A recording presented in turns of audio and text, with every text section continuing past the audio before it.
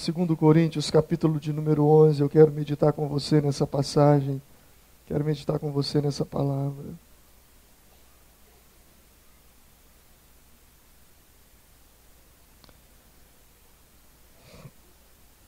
Aleluia. Assim diz a Bíblia: quisera eu me suportasseis ainda um pouco, mas na minha loucura. Rogo-vos que sejais pacientes comigo, pois tenho verdadeiro ciúme de vós, e esse zelo vem de Deus. Pois vos consagrei em casamento a um único esposo, que é Cristo, a fim de vos apresentar a Ele como virgem pura. Entretanto, receio que, assim como a serpente enganou Eva, com a sua astúcia, também a vossa mente seja, de alguma forma, seduzida, e se afaste da sinceridade e da simplicidade que há em Cristo. Versículo de número 3. Mas temo que assim como a serpente enganou Eva com a sua astúcia, assim também seja de alguma sorte corrompido os vossos sentidos e se apartem da simplicidade que há em Cristo. Diga comigo, simplicidade que há em Cristo. Mais uma vez, simplicidade que há em Cristo. Amém. 2 Coríntios, capítulo 11, faz parte de uma carta que Paulo, o apóstolo Paulo, está escrevendo aos crentes da cidade de Corinto. E Paulo escrevendo a eles, Paulo tinha um receio, porque Paulo sabia que alguns falsos mestres, pregadores, estavam se infiltrando no meio da igreja das pessoas e complicando mais a situação daquelas pessoas que estavam se convertendo do paganismo a Cristo. Pessoas com filosofias, com teorias complexas, com teologias distintas e de difícil entendimento e de compreensão. Então Paulo, nesse texto, ele fala dos falsos obreiros, ele diz que eles, ainda que se transfigurem em anjos de luz, ele fala de Satanás, que se transfigura em anjo de luz, e que poderia, se passando por um anjo de luz, tentar corromper, enganar a mente daquelas pessoas. Essa era a preocupação de Paulo. Em todo o capítulo você vai se deparar com isso. Mas o que me chama a atenção é no versículo 3, quando ele faz uma comparação, dizendo: olha, eu temo que vocês sejam enganados. Mas eu temo que vocês sejam enganados, como Eva foi enganada pela serpente, afastando-se da simplicidade que há em Cristo. Diga mais uma vez, simplicidade que há em Cristo. Diga, Cristo é simples. Diga, as coisas de Deus são simples. Quem complica é a religião, são os homens. Você entende isso? Deus é simples. Deus é tão simples, tão simples que nós não acreditamos que pode ser daquela forma. Nós não acreditamos que pode ser daquela maneira. Porque é tão simples. Não pode ser tão simples assim. Há de ser um pouco mais complexo. Porque isso é muito simples. É assim que nós pensamos. É assim que nós vemos. Porque talvez pelo fato da vida que nós vivemos lá fora, e do grau de dificuldade que nós enfrentamos lá fora, e da complexidade das coisas que nos ocorrem e que nos acontecem, e nós tentamos achar uma resposta, uma solução, algo que vem para solucionar aquilo, e nós falamos, não pode ser simples, porque se fosse simples eu já tinha visto. Se fosse simples, eu já tinha uma resposta. Se fosse simples, eu já tinha uma solução. E nós pegamos isso e trazemos para dentro da fé. E quando nós trazemos isso para dentro da fé, nós nos afastamos da simplicidade que há em Cristo. As coisas de Deus, elas são tão simples, tão simples, tão simples, que Jesus falou assim, olha, se vocês não se tornarem como crianças, vocês não vão conseguir entrar no reino de Deus. Por quê? Porque para criança, tudo é muito simples. E aquelas pessoas estavam então atormentando a igreja de Corinto de tal maneira que Paulo escreve, olha, eu temo que, assim como a serpente enganou Eva, com a sua astúcia, vocês também sejam enganados e se apartem da simplicidade que há em Cristo.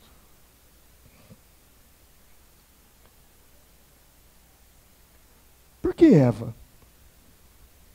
Por que não Davi? Por que Paulo não disse, eu temo que vocês sejam enganados como Davi? Por que não Sansão, que pecou com Dalila? Por que não Davi, que adulterou com Batseba? Por que não Judas, que traiu a Cristo? Por que Eva? Por que Eva? Porque Eva tem tudo a ver com a simplicidade. Eva tem tudo a ver com a simplicidade. Pastor, eu não estou entendendo. Como assim Eva tem tudo a ver com a simplicidade? Tudo a ver com a simplicidade. Porque quando Deus criou Adão, e depois ele formou Eva, antes que Eva existisse, antes que Eva fosse feita da costela de Adão, em Gênesis, no capítulo 2, no versículo 16, Eva não estava ali, só Adão. Ela não existia ainda. Ela era um projeto.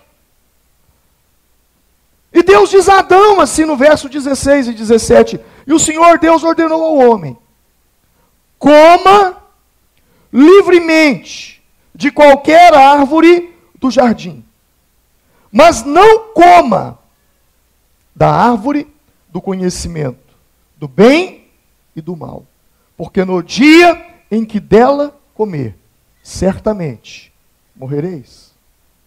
É tudo muito simples. Você tem uma Bíblia na mão, ok? A sua Bíblia tem centenas de capítulos, milhares de folhas, milhões de letras. Eva tinha apenas uma frase: não coma da árvore que eu ordenei que não comesse. Deus tinha falado isso com Adão. Adão transmitiu isso para ela. Era simples. Simples. Deus disse, não coma. E quando você abre a sua Bíblia em Gênesis capítulo 3, e você vê a tentação, quando a serpente vem até Eva, ela justamente usa do mesmo argumento de Deus, só que tentando complicar. Foi assim que Deus disse: de toda árvore do jardim poderás comer livremente, mas da árvore que está no meio do jardim, dela não comerás. Deus disse isso porque se você comer, você se tornará como ele. Ela não acreditou que ela já era como ele, porque ela não havia pecado. Deus criou o homem na mais alta perfeição. Só que ela achou que era tudo muito simples. E aquilo que a serpente estava falando, talvez tivesse algum fundo de verdade, porque era um pouco mais complexo. E ela então desobedece. Ela desobedece. Ela tinha apenas uma coisa a fazer, mais nada. Adão e Eva tinham apenas uma coisa a fazer, e mais nada. Eu sei que você tem muitas coisas a fazer. Eu sei que você tem muitos cuidados a observar. Eu sei que você tem muitas lutas a enfrentar. Eu sei que você passa por inúmeras provações. Eu sei que você tem muitas coisas a guardar. Mas Eva tinha apenas uma coisa. Uma coisa. Apenas uma coisa. Não coma da árvore que está no meio do jardim. Apenas uma coisa. Uma coisa. Mas aonde o Espírito Santo me chamou a atenção nessa palavra, no meu momento de oração com Ele nesses dias, é que por mais complexa que seja a vida, por mais complicada que seja a vida, por mais cheia de situações e ocasiões e circunstâncias que seja a vida, por mais problema que você tenha para enfrentar na vida, por mais complexo que seja de tudo. Salomão escrevendo em Eclesiastes, se você ler Eclesiastes, é maravilhoso, você vai ler muitas coisas ali muito interessantes, mas ele resume assim, olha, de tudo que vocês ouviram, de tudo que eu escrevi, de tudo que eu falei, o fim é, você lembra? Teme a Deus. É só uma coisa. O que Deus quer de mim, o que o Senhor quer de você, para que nós tenhamos uma vida de plenitude nessa terra, é apenas uma coisa. Como de Adão e Eva, foi apenas uma coisa. Deus só quer uma coisa. Jesus tinha uma família de amigos em Betânia. Você se lembra dessa família?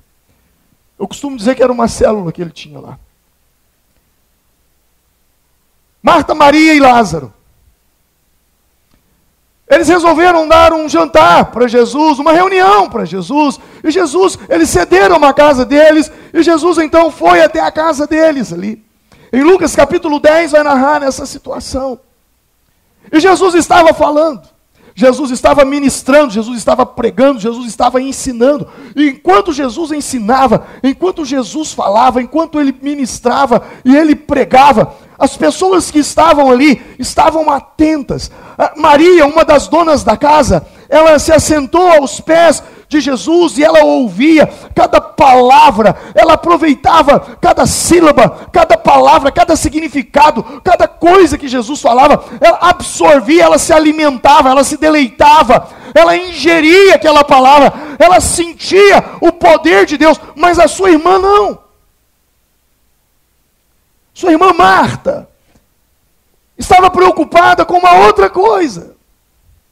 Marta estava ali tentando fazer um jantar ou um almoço, eu não sei o que ela estava tentando fazer, mas ela estava tentando fazer alguma coisa. Enquanto ela ia, ela mexia num ponto, ela mexia talvez num banco. Não, esse banco aqui não está legal, eu preciso colocar isso aqui, porque o que as pessoas vão dizer? E essa taça também não está legal, ela tem que ficar mais aqui, porque senão, como é que eu vou poder receber as pessoas? Enquanto ela ficava naquela agitação, Maria ficava assim. Oh, aleluia. E Marta começou a ficar incomodada com isso. E ela foi até Jesus e disse, Senhor! Jesus deve ter tomado um susto. O que essa mulher quer? Senhor! Senhor! O que, Marta? Você não está vendo? Minha irmã, ela não está fazendo nada. Olha quantas coisas que eu estou fazendo. Olha, eu estou cuidando das louças, eu estou cuidando do fogão, eu estou cuidando da pia, eu estou cuidando do chão, eu estou cuidando das poltronas, eu estou cuidando de tudo. Minha irmã não faz nada, minha irmã só fica aí te ouvindo. Lucas 10, 41. Respondendo Jesus, disse-lhe: Marta, Marta, estás ansiosa e afadigada com muitas coisas, mas uma só coisa é necessária. Diga comigo, uma só coisa. É isso que Deus quer de você. Uma só coisa. Uma só coisa. Enquanto os pregadores que estavam entrando em Corinto estavam colocando, olha, tem que fazer isso, fazer aquilo, fazer aquilo, fazer aquilo outro, aquilo outro, aquilo outro, aquilo outro, aquilo outro, aquilo outro. Paulo diz: eu temo que as mentes de vocês sejam corrompidas e que vocês se apartem da simplicidade que é em Cristo. Marta, por que tanta coisa? Uma coisa só é necessária. Uma coisa só é necessária. Uma coisa só. É isso que Deus está esperando de você. Uma coisa só. É isso que o Senhor espera de mim. Uma coisa só. Uma só coisa. E ao citar essa uma só coisa, ele exalta Maria, irmã de Marta. Ao falar de uma só coisa, ele fala: olha, Maria escolheu a melhor parte. Ela escolheu a melhor parte. Agora, quem é essa Maria? Quem é essa Maria? Irmã de Marta, irmã de Lázaro, quem é ela? Marcos, ao narrar uma história sobre ela na casa de Simão, Marcos a chamou de uma mulher. Lucas, ao narrar a mesma história, ele a chama de uma pecadora. João, ao narrar a mesma história, a chama de Maria. Jesus estava na casa de Simão.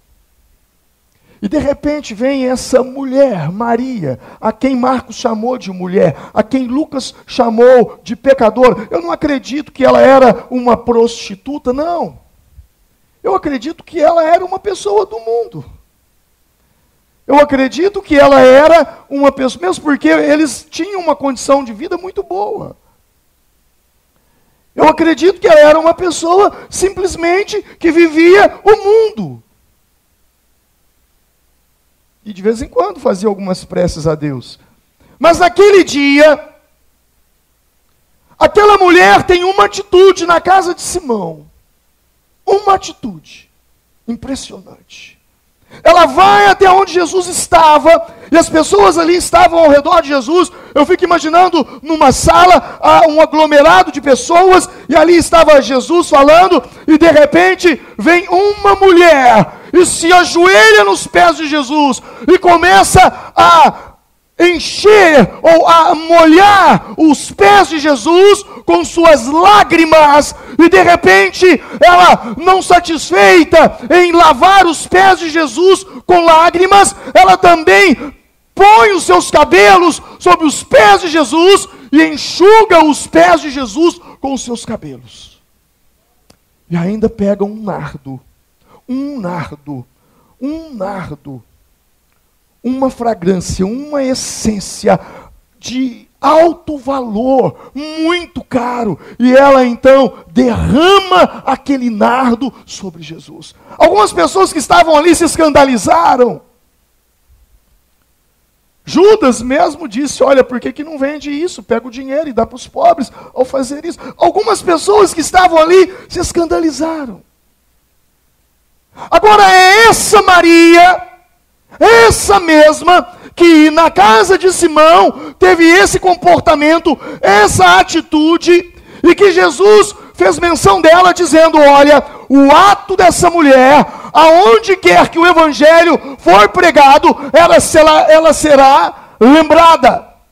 2000 anos depois, o evangelho sai de Jerusalém, sai de Israel, atravessa os oceanos, vem parar na América do Sul, no Brasil, em Minas Gerais, em Formiga. E essa atitude dela está sendo relembrada.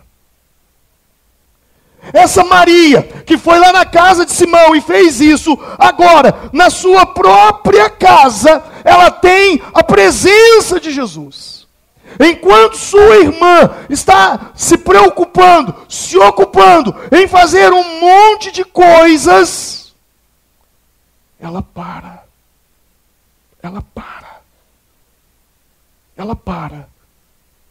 E ela vai ouvir Jesus. Como numa atitude assim. Vamos trazer para a nossa cultura. A cultura do mineiro. Vamos trazer as coisas para a cultura do mineiro.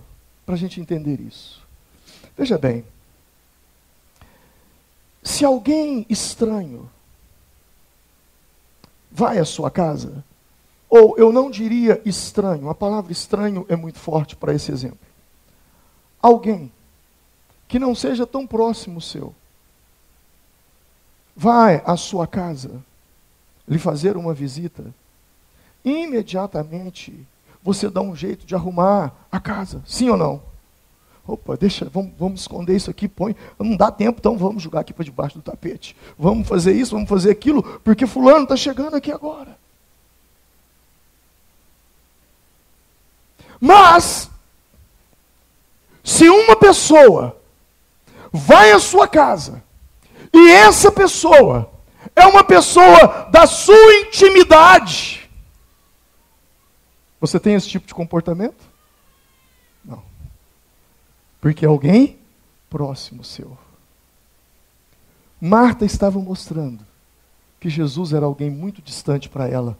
Por isso ela estava tão ocupada fazendo tantas coisas, enquanto que Maria simplesmente descansou e focou em ouvir o Senhor, mostrando que Jesus era muito íntimo dela.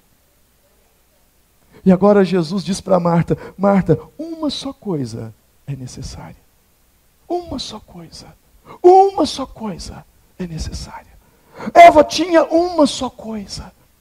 A Bíblia diz que Deus visitava Adão e Eva na viração do dia. E Deus falava com eles normalmente. Mas quando eles pecaram, a primeira coisa que eles fizeram foi, em relação a Deus, foi se esconder de Deus. Houve uma quebra de confiança. Houve uma quebra de relacionamento. Houve uma quebra de intimidade. Eu quero que você entenda uma coisa. O Evangelho só existe. A Bíblia só existe para uma finalidade. Para uma só coisa. Uma só coisa. Uma só coisa.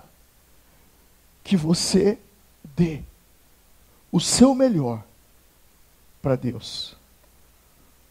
E o seu melhor não é o seu dinheiro.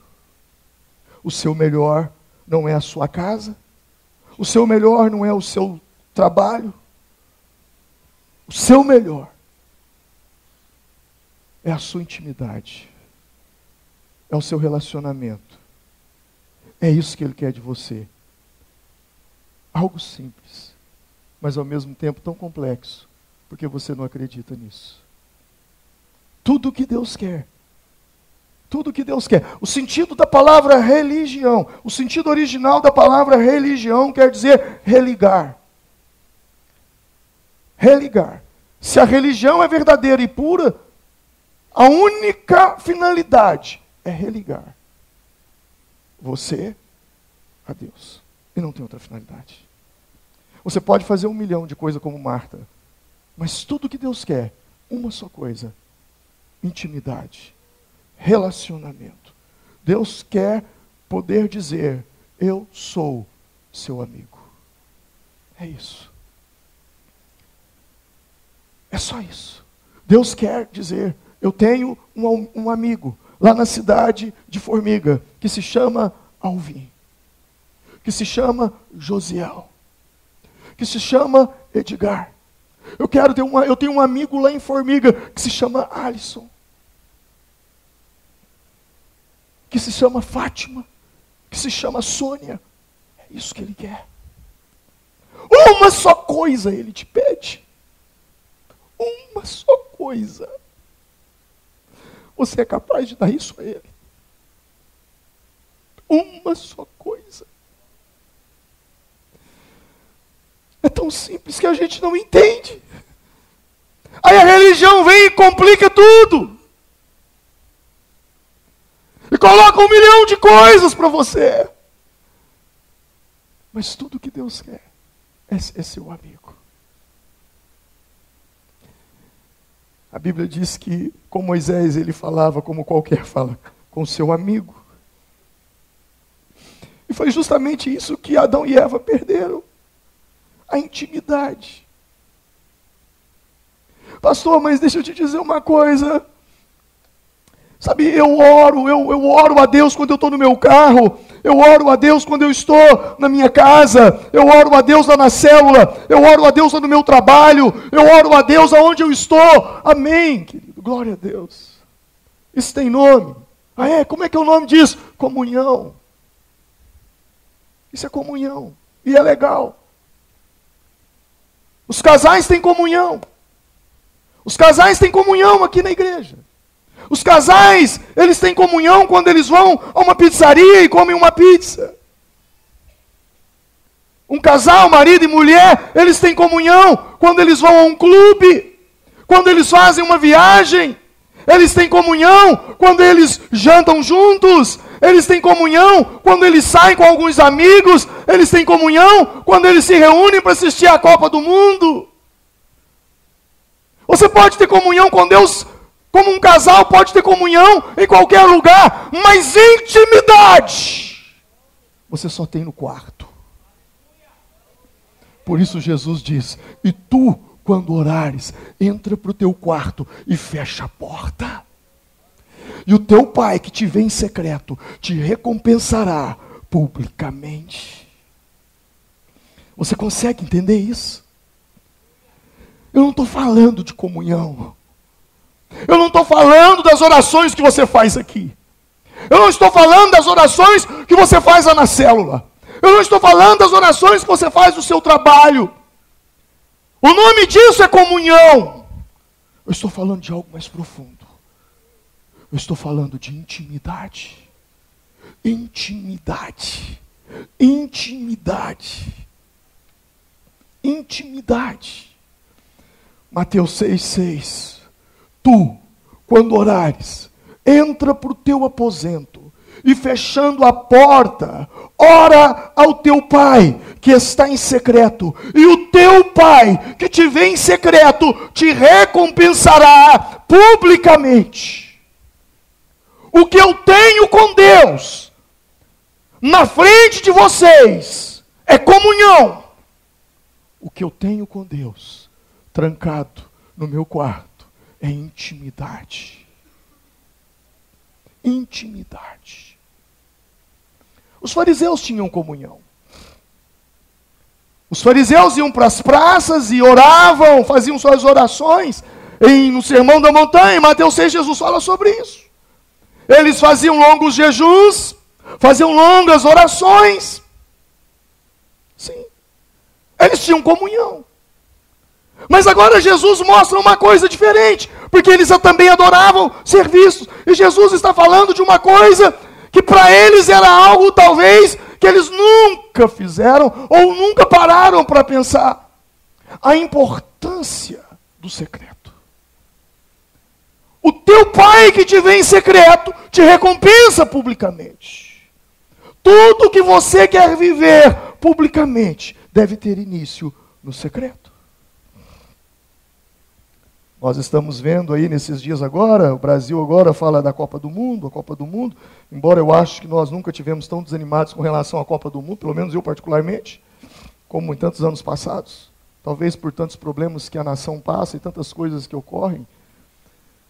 Mas o fato é que nós estamos vendo ali, as equipes que estão disputando o Mundial, elas são chamadas de seleções.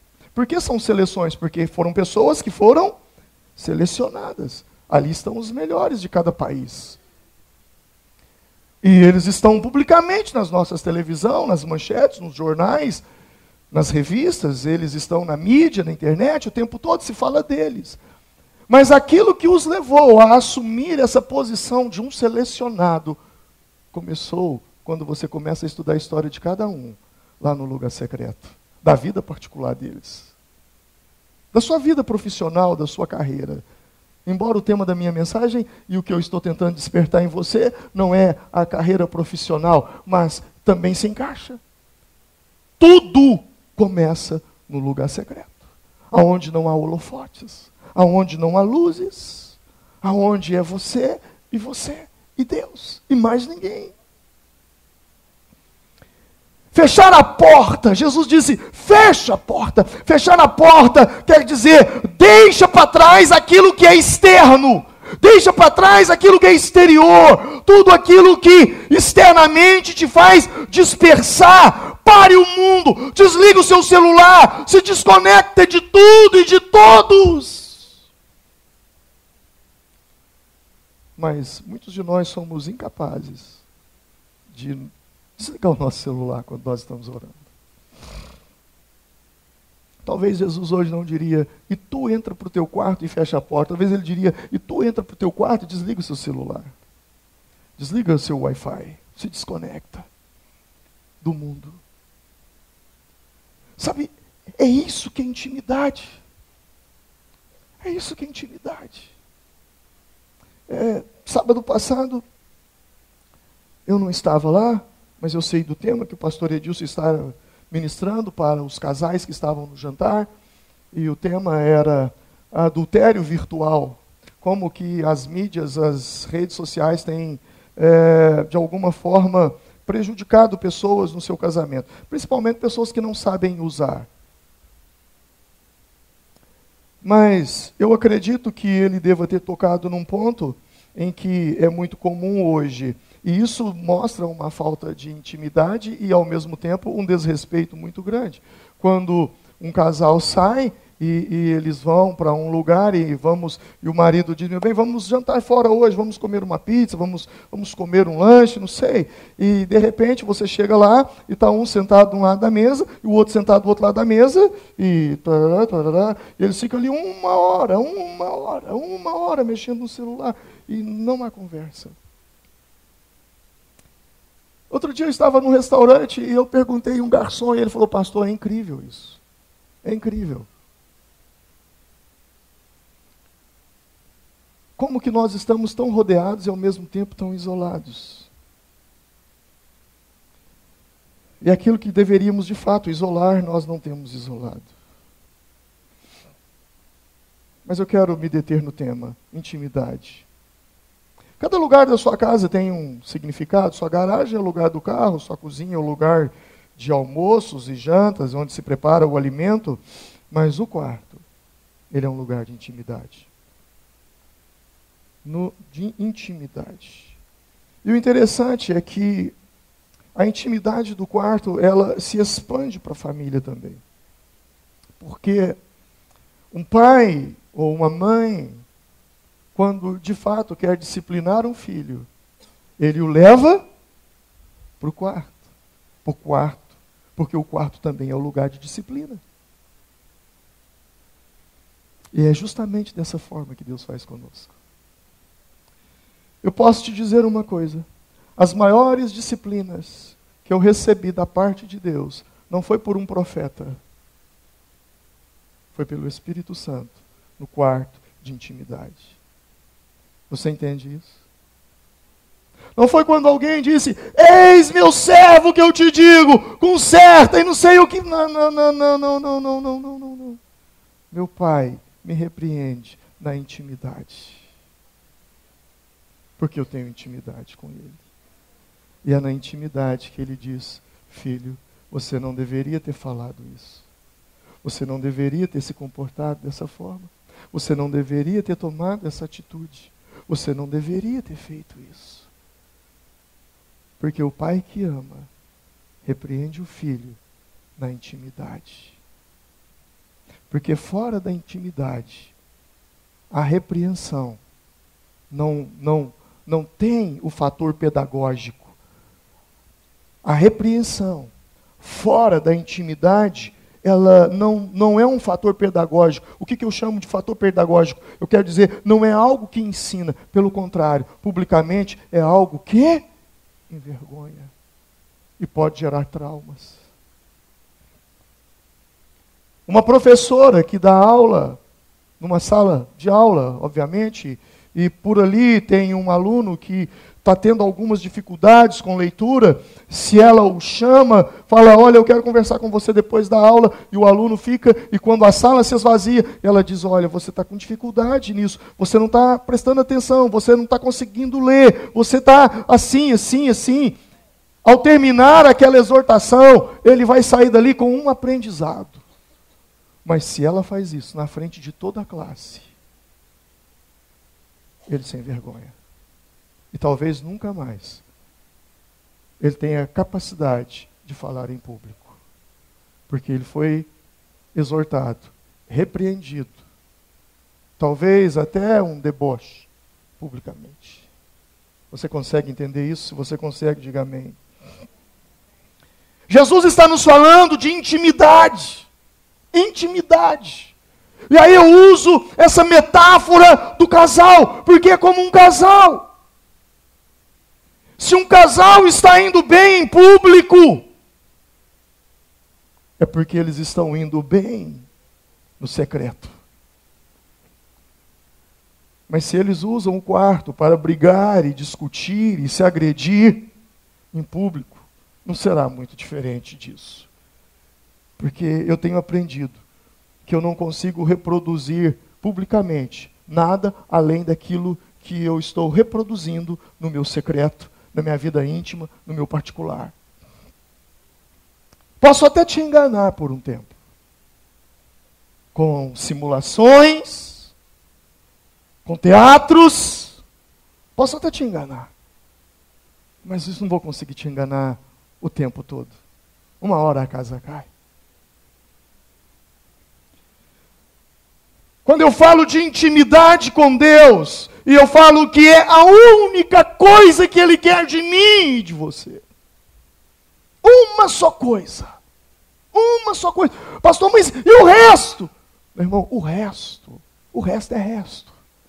Se você tiver intimidade com Ele, todas as outras coisas, Deus te guardará delas. E você também guardará o seu coração delas. Você entende isso? Por quê? Porque você não vai querer pecar. Mas por que você não vai querer pecar? Porque você não vai querer entristecer o Espírito Santo. Porque Ele é seu amigo. Você tem intimidade com Ele. Eu não procuro fazer coisas que desagradam as pessoas a quem eu gosto. Eu não procuro. De repente, eu tenho um grande amigo, e eu sei que esse grande amigo não come carne. E nós somos amigos há anos. E aí eu o chamo para jantar na minha casa. E eu o conheço. E quando ele chega em casa, eu digo, olha, eu fiz um churrasco para você. Você está entendendo? Eu não vou fazer isso. Porque eu sei que ele não come carne. E se eu sei que ele não come carne, eu não vou fazer algo para desagradá-lo. Eu vou querer agradá-lo. Sabe, tudo que a gente vê, na verdade, é falta de intimidade com Deus. Tudo se resume nisso. Salmo 91. Ele é maravilhoso. Vamos recitar o primeiro verso? Aquele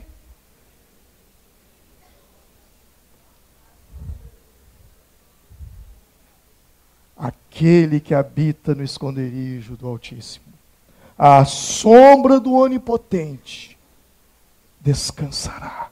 Esse salmo é o salmo da intimidade com Deus.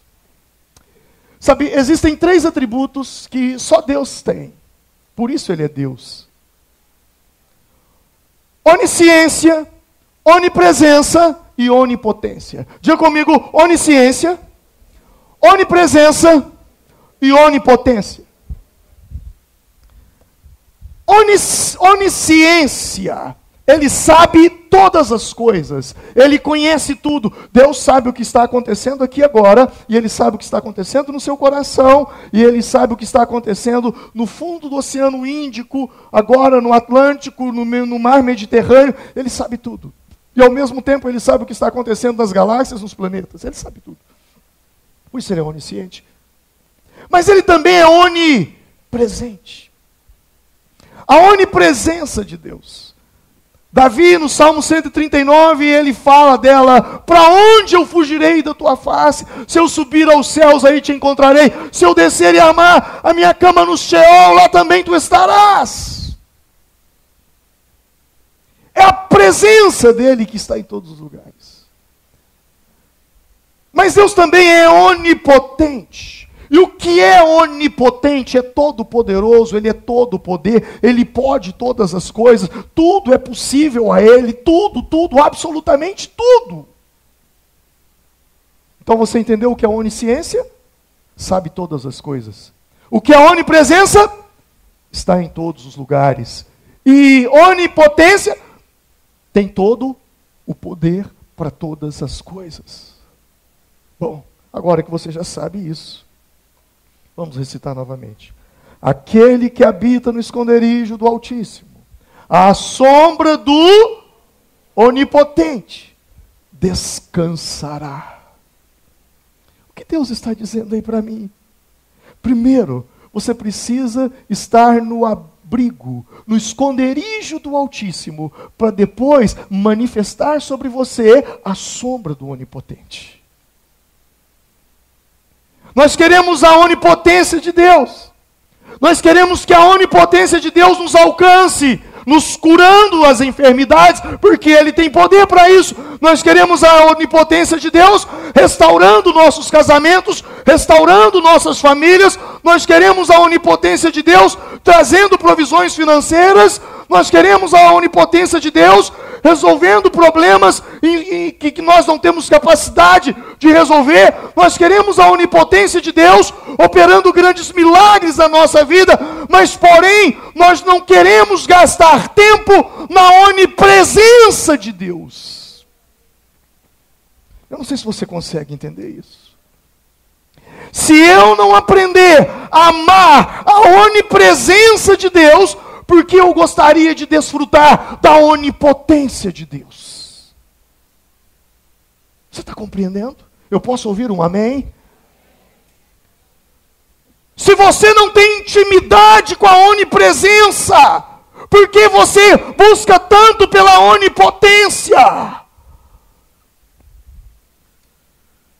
O que produz milagres é a onipotência de Deus. Porém, precisamos gastar tempo com a onipresença de Deus. E a onipresença de Deus é o esconderijo do Altíssimo. É nele que eu me escondo, é na sua presença, é lá que eu estou. Na verdade, como eu preguei alguns domingos atrás, não é aonde eu visito, mas é onde eu habito, aonde eu tenho o meu endereço, a minha residência, a minha morada é na onipresença de Deus. Toda vez que você ora a Deus por um milagre, provisão, um favor de Deus, a graça de Deus, você está em busca da sua onipotência, mas você precisa ter consciência de que não existe onipotência sem que primeiro se manifeste a onipresença, porque Deus não vai operar um milagre aonde Ele não está. Para que a sua onipotência seja manifestada, primeiro a sua onipresença chega. Você compreende isso? Quem tem ouvidos para ouvir, ouça o que o Espírito diz à igreja. Quer desfrutar da onipotência, se coloque debaixo da onipresença. Não haverá onipotência sem primeiro que haja onipresença. A sua presença vai. A sua presença vai. Por isso Moisés, em Êxodo capítulo 33, já num momento de frustração, com tantas coisas acontecendo com aquele povo de dura serviço, um povo rebelde, complicado, aquele povo de Israel. De repente, Moisés já estava cansado de tudo, e Deus fala para ele: Moisés, pode ir, porque eu vou com você. Moisés então para e diz: Senhor, ei Senhor, Senhor, se tu não fores conosco, se a tua presença não for, não nos faça sair deste lugar. Primeiro é a presença dele. Tanto é que quando o povo hebreu sai, ele diz: eu enviarei o meu anjo diante de vocês. Antes de você chegar, pode ter certeza, Deus já passou por lá. Qualquer coisa que aconteceu na sua vida, que você diz: Deus, olha só o milagre que Deus fez aqui na minha vida agora. Não, Ele não fez agora, Ele já tinha feito. Você que chegou aí agora. Ele já passou antes. Porque a presença dEle vai primeiro. Depois vem a onipotência dEle. Deus disse: eu vou dar livramentos, eu vou dar proteção, eu vou guardar. Eu sei, Senhor, mas se a tua presença não for, não nos faça subir desse lugar. Não se trata de algo, se trata de alguém. Diga comigo, não se trata de algo, se trata de alguém. Não é o seu poder, é a sua pessoa. Nós estamos muito envolvidos com o poder de Deus. Nós queremos o poder de Deus. Nós queremos que Deus faça isso, Deus faça aquilo, Deus cure, Deus liberte, Deus promova, Deus restabeleça, Deus livre, Deus solucione. Mas não estamos dispostos a tratar alguém. Estamos tentando tratar algo. E não é algo, é alguém. Não queremos buscar a presença de Deus, mas queremos uma cura. Não queremos buscar a presença de Deus, mas queremos a sua ajuda. Não queremos buscar a presença de Deus, mas queremos a sua unção. Não queremos buscar a presença de Deus, mas queremos multiplicar célula. Não queremos buscar a presença de Deus, mas queremos que as células cresçam, multipliquem, que pessoas se convertam, batizem. Lembre-se, só descansa na sombra do onipotente quem habita no esconderijo do onisciente. Entenda isso. Entenda isso. Pelo amor de Deus, entenda isso. É isso que Deus espera de mim. É isso que Deus espera de você. Uma só coisa. Uma só coisa. A amizade. E quem determina essa amizade? A boa notícia é essa. A boa notícia é essa. É que quem determina essa amizade não é ele, é você. O nível de amizade não é determinado por ele, é determinado por você. É você que escolhe o quanto você quer ser amigo dele. É você que escolhe o quanto você quer ser próximo dele. Tiago diz isso. Achegai-vos a Deus, e ele se chegará a vós outros. Se aproxime de Deus, e ele se aproximará de você. Seja amigo de Deus, e ele será amigo seu. Intimidade. Intimidade. E quando eu uso o quarto como Jesus usou para ilustrar a intimidade, e eu uso essa metáfora do casal porque realmente ela é uma realidade. Imagine o casal que passa o dia inteiro, nem se comunicam, nem se falam, nem se cumprimentam. E às vezes chegam até a trocar agressões verbais durante todo o dia. E aí à noite o marido vai procurar a esposa para fazer sexo. Não vai acontecer. Não vai rolar. Por que não vai rolar? Porque faltou intimidade. Faltou intimidade durante o dia. Faltou intimidade durante o dia. Ei, você compreende isso? Josué, Deus disse assim para eles antes de entrar em Jericó: consagrai-vos hoje, porque amanhã farei maravilhas no meio de vós. Vocês buscam intimidade hoje, que amanhã terá maravilhas no meio de vocês. É isso que Deus está dizendo. Intimidade produz conhecimento. Conhecimento. Eu posso receber 1000 telefonemas em um dia, de 1000 mulheres. Posso receber 1000 telefonemas, 1000 mulheres podem me ligar num dia, 1000 vozes diferentes. Dentre as 1000 mulheres, eu sou capaz de te garantir uma coisa. Eu conheço a voz da minha esposa. Você entende? Quando minha esposa me liga, eu não pergunto, alô, quem está falando? Mesmo porque, se eu fizer isso, eu apoio em casa. Mas imagine a minha esposa me ligando. E ela me chama e eu pergunto, oi, quem é você? Eu não estou te conhecendo. Uma panela vai na minha cabeça à noite. Você está entendendo onde eu quero chegar? Eu digo isso para as mulheres. 1000 homens podem te ligar no dia. 1000 homens podem te chamar no telefone.